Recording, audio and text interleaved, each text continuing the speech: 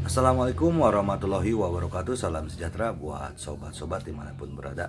Oke, mari kita lanjutkan saja ceritanya ya guys. Jumat, tanggal 30 Agustus tahun 2024, bab 3236, rencana infiltrasi. Bab 8481 sampai bab 8485.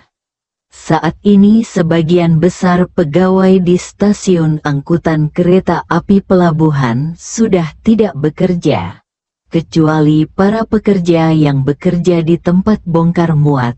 Pada dasarnya tidak ada orang di tempat lain. Malam harinya, Ye Chen dan Li Yalin dipimpin oleh penanggung jawab, tiba di bagian rel kereta api tidak jauh dari stasiun bongkar muat. Nanti, setelah kereta dari Duke Mining diturunkan, lokomotif akan berhenti di dekatnya malam.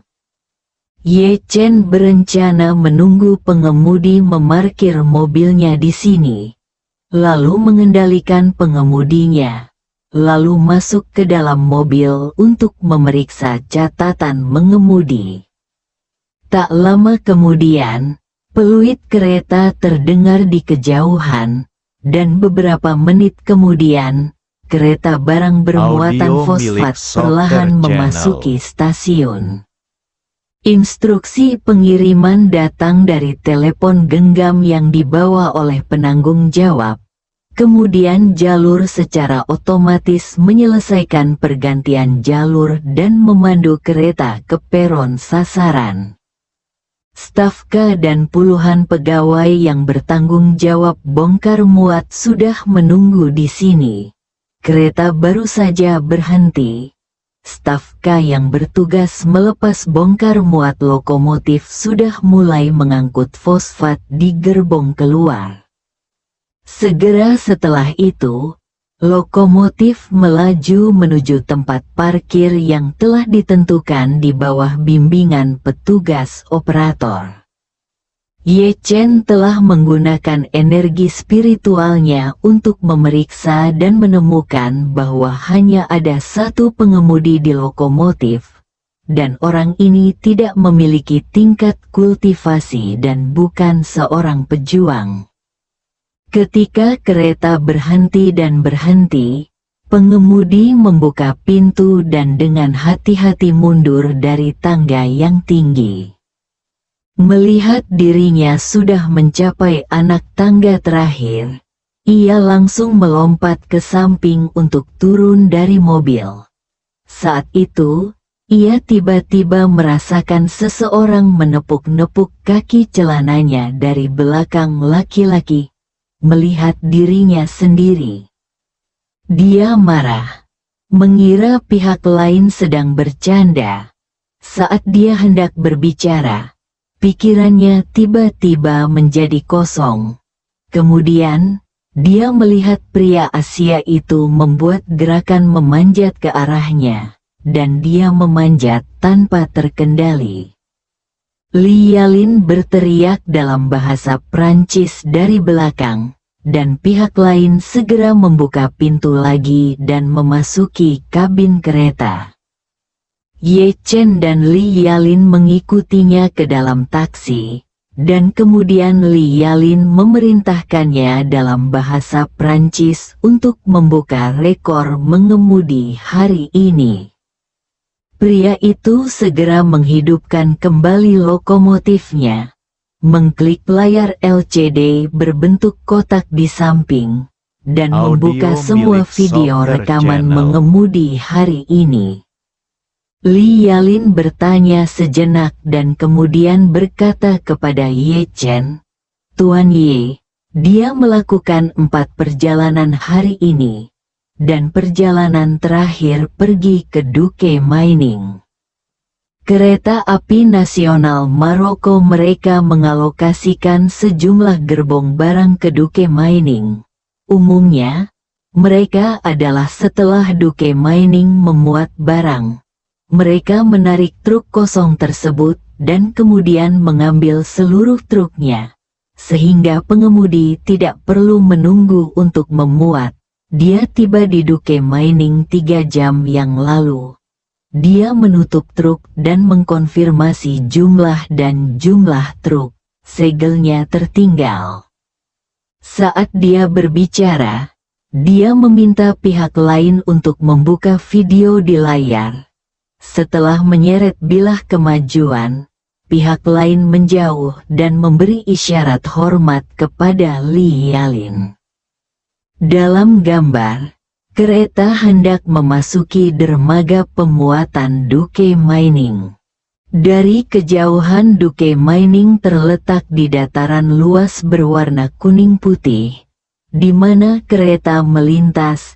Terdapat area penambangan fosfat Duke Mining di kedua sisinya.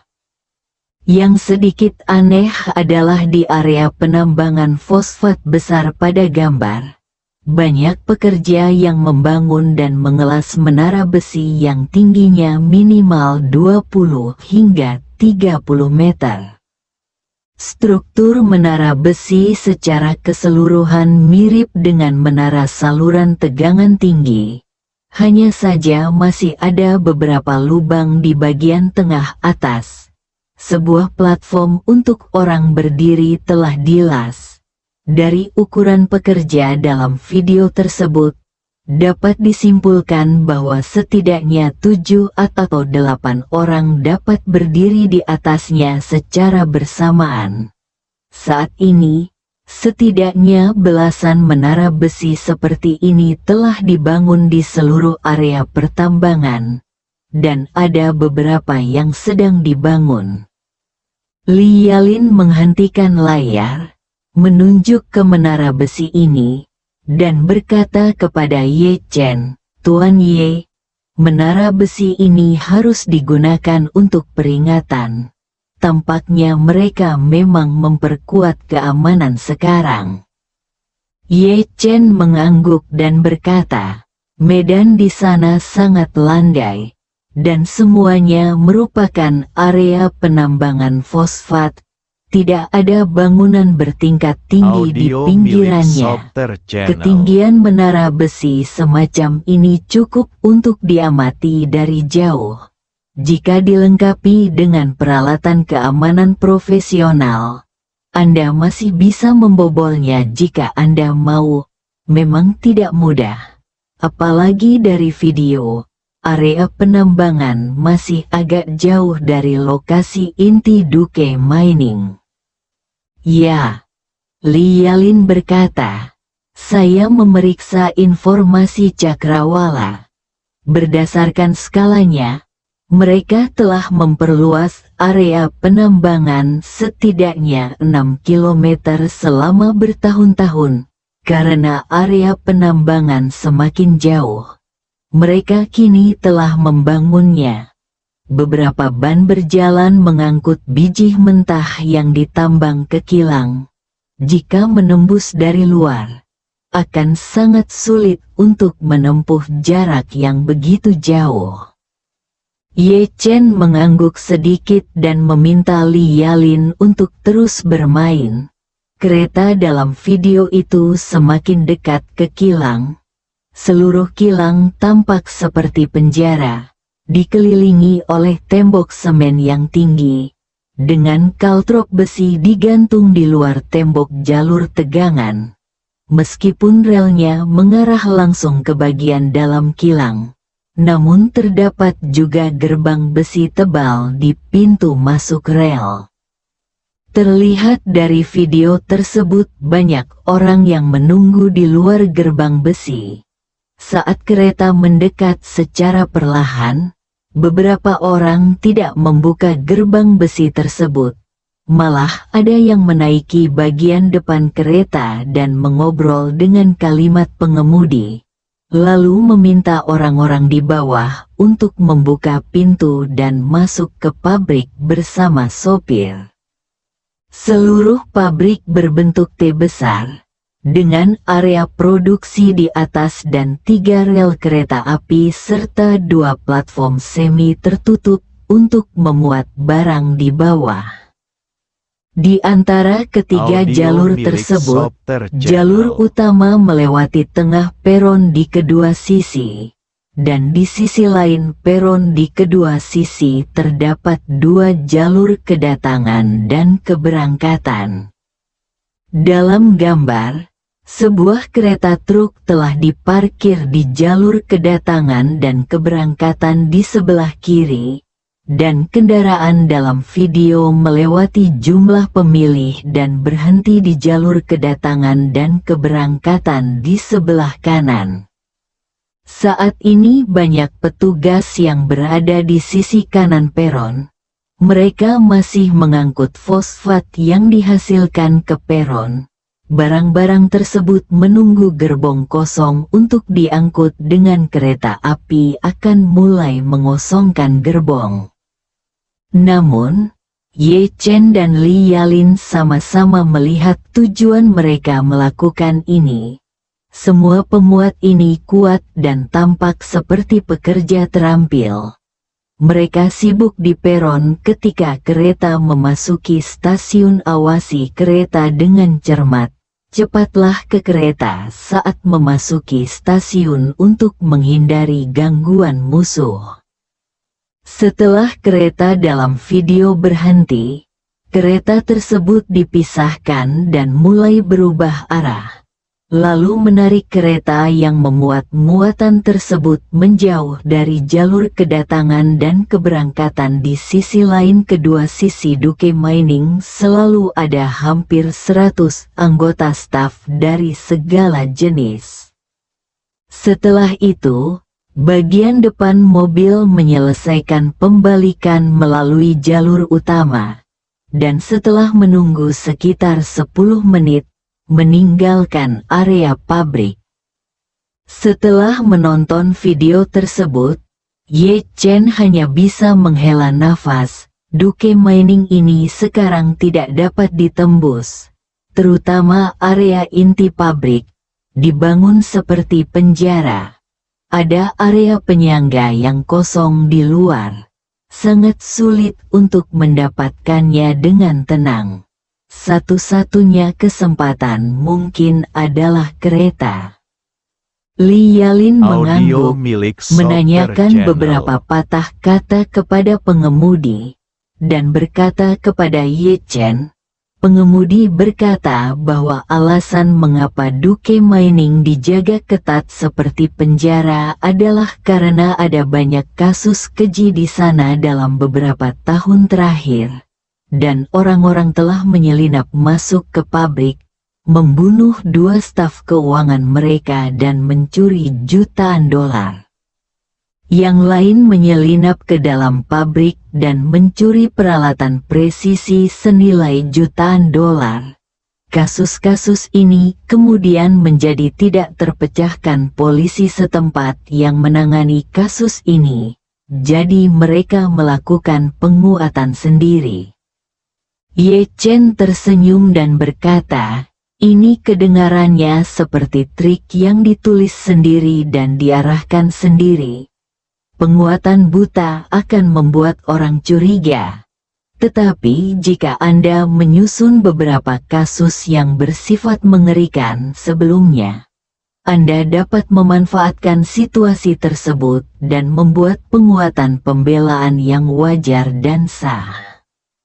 Ya, Li Yalin mengangguk dan berkata, saya juga berpikir ini semua yang mereka minta. Saat dia berbicara, dia menambahkan, Tuan Ye, tempat ini sudah tidak dapat ditembus. Sekarang mereka telah memperluas pertahanan keluar dan akan segera memasang peralatan berteknologi tinggi. Begitu benda-benda ini terpasang, akan sangat sulit untuk mendapatkannya di dalam. Ye Chen menyentuh dagunya dan berkata sambil berpikir, waktunya sempit, kita harus masuk sebelum peralatan baru mereka digunakan. Setelah itu, dia menunjuk staf Duke Mining di peron dan berkata, Inspektur Lee, saya memerlukan satu set seragam kerja yang persis sama dengan milik mereka. Apakah ada cara untuk mendapatkannya? Selain itu, saya perlu mencarinya cara untuk menunda pengiriman mereka. Untuk waktu pengiriman besok, sebaiknya tunggu sampai malam sebelum mengemudi, lalu saya akan masuk dengan kereta pengiriman. Ketika Li Yalin mendengar bahwa Ye Chen menginginkan pakaian kerja yang sama dengan mereka, dia segera bertanya, "Tuan Ye, apakah Anda berencana bersembunyi di truk dan menyelinap masuk?" "Ya," Ye Chen berkata, "ketika saya tiba, saya akan mengikuti kereta yang terisi penuh. Bahkan jika mereka memiliki pencitraan termal atau detektor kehidupan, tidak akan mungkin untuk menembus gerbong logam dan muatan di dalamnya. Dalam hal ini, selama pintunya tidak terbuka, jika orang tidak masuk, mereka tidak akan menyadari keberadaanku. Bahkan jika mereka mengetahuinya, tidak masalah, ada lusinan dari mereka di peron 20 gerbong. Hanya 3 atau 4 orang di setiap gerbong yang akan datang untuk menurunkan muatan. Pada saat itu, saya dapat menemukan waktu yang tepat untuk mengendalikan mereka, dan kemudian berbaur dan menjadi salah satu dari mereka pakaian dan sibuk dengan barang-barang mereka sendiri. Ditambah lagi, ini masih malam, dan ada aku di peron." Li Yalin merasa meskipun metode yang disebutkan Ye Chen sangat layak, namun faktor risikonya tidak rendah. Maka dia segera bertanya kepadanya, "Tuan Ye, jika Anda ditemukan di dalam, apakah Anda akan dalam bahaya?" Ye Chen berkata, "Selama mereka tidak memiliki senjata pertahanan jarak dekat, tidak ada yang bisa menghentikan saya. Saya bersembunyi di kereta dan masuk bukan karena saya takut pada mereka, tetapi karena saya tidak takut pada mereka. Ingin ditemukan oleh mereka terlebih dahulu. Jika saya ditemukan oleh mereka setelah masuk, saya akan berada di sana kapan saja. Itu dapat menghentikan kerugian dengan segera dan mematikan jalan berdarah." Li Yalin merasa lega setelah mendengar ini dan berkata, "Karena Tuan Ye yakin, saya akan bekerja sama sepenuhnya." Setelah itu, dia dengan hati-hati mengidentifikasi pakaian para pekerja di video tersebut dan berkata, "Ini seharusnya pakaian perlindungan tenaga kerja antistatis biasa, yang harus tersedia di pasar. Tetapi pakaian mereka harus disesuaikan, dan bagian depan dan belakang dari pakaiannya harus berlogo Duke Mining. Ini mungkin tidak mudah untuk diselesaikan." "Tidak masalah," Ye Chen berkata. "Carikan saja pakaian dan sepatu yang sama untukku. Aku akan mencari seseorang untuk menggantinya sesegera mungkin." Bersambung.